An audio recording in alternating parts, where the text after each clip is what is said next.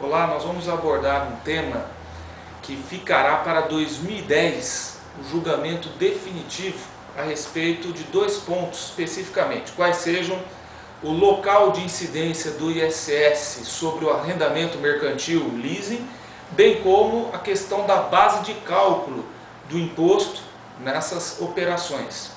Valendo dizer, né, Francisco, para nossa surpresa, nós temos aqui que confessar que jamais acreditávamos que o Supremo validaria essa cobrança, mas está aí, né? O Supremo julgou agora, em 2009, a constitucionalidade da cobrança do ISS sobre o leasing, né, Francisco? Realmente, né? A gente nem de longe podia acreditar num julgamento favorável na incidência do ISS. Ainda mais porque definiu-se nesse julgamento que a disponibilização de um crédito é uma prestação de serviço. Então é algo totalmente esdrúxulo, pelo menos para nós e para a maioria da doutrina de jurisprudência. Nós ainda não tivemos acesso, até porque não foi publicado ainda o acórdão, né, do Supremo Tribunal Federal, mas pelo que nós lemos nos informativos, né, nas notícias, a decisão inclusive comportou frase do tipo: o ISS incide sobre operações financeiras. Com toda certeza.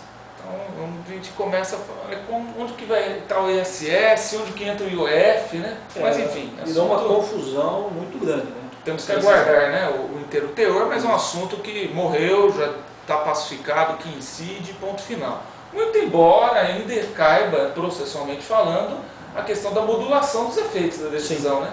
Os bancos aí podem pleitear perante o Supremo Tribunal Federal que esta decisão atinja apenas um período para frente, sem o efeito retroativo, né? Isso. Erga omnes. Então é um dos pontos polêmicos também que a gente pode colocar aqui, né?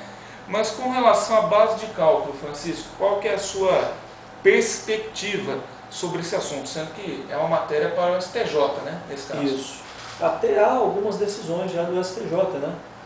Entendendo que a base de cálculo é o preço total do serviço e aí englobando, inclusive, o valor residual, a aquisição do bem. Muitos defendem tese contrária, nós estamos avaliando ainda a questão, porque, como nós dissemos anteriormente, para nós nem incidiria, né, de acesso do leasing. Agora estamos estudando, avaliando todas as questões ligadas à própria incidência do imposto. Porque a base de cálculo é um assunto importante, mas como o Francisco comentou, realmente o STJ já decidiu em alguns acordos aí que incide sobre tudo. Uma coisa que é importante também colocar, Francisco, é que o arrendamento mercantil, com o advento da Lei Complementar 116, não incidiria o ISS apenas sobre bens móveis, né? Isso. Agora, bens imóveis também foram abrangidos. Que é o leasing imobiliário, que também estaria contemplado, né?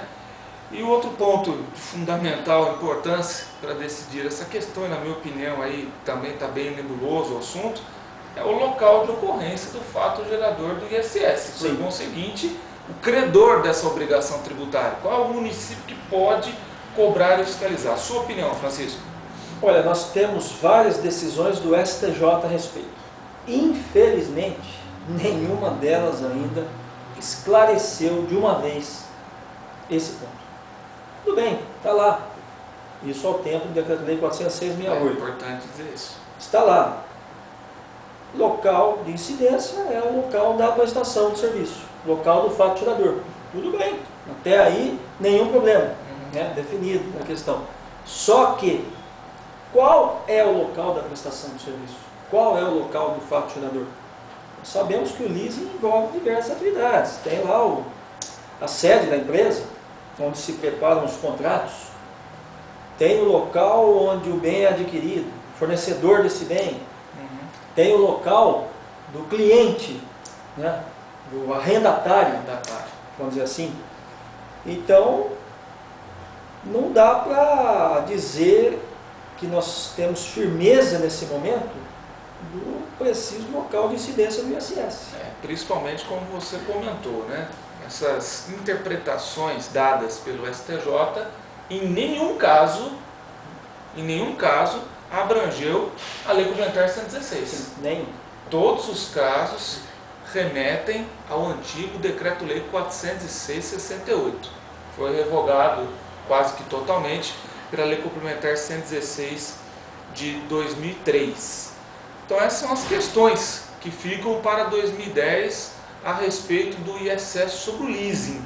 A gente aqui também sempre ressalvou que a súmula do STJ sobre o assunto não era absoluta, né? Sim. Que ainda comportava a apreciação do Supremo. Mas tudo bem, o Supremo, então, neste ano de 2009, pacificou o assunto. Restando saber agora qual é a base de cálculo, muito embora o STJ já esteja inclinado pelo valor total do serviço, né, da operação financeira.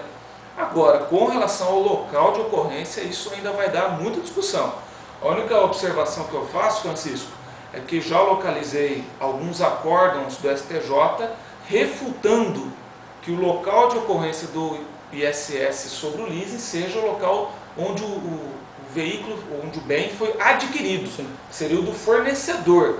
Então, na minha opinião, restam aí duas questões. É onde fica a sede do prestador de serviço, ou seja, do arrendador, ou é onde o bem foi disponibilizado, seria a residência, o local do arrendatário, né? Então isso fica difícil ainda de se apreciar, né? Até a configuração do estabelecimento prestador, né? Essa questão vai ser posta em jogo aí.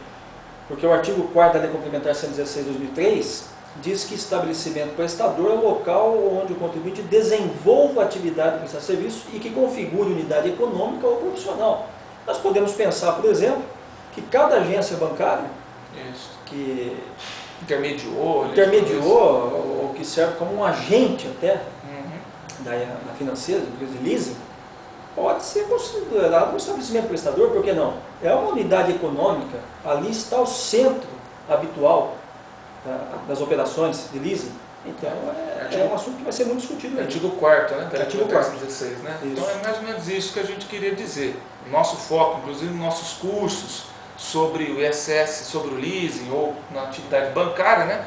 A gente procura demonstrar a importância de se aplicar o artigo 4º da Lei Complementar 116, no sentido de configurar, como o Francisco colocou, a agência bancária como estabelecimento prestador do serviço, porque aí morre a discussão. Sim. Se conseguir demonstrar, né, que na sua cidade ali foi comercializado esse serviço, o arrendamento mercantil, pronto, fica ali até no observação total do artigo 3º, vai pegar um gancho na interpretação antiga do STJ. Então é um assunto de muita importância, até porque são valores milionários para as prefeituras municipais.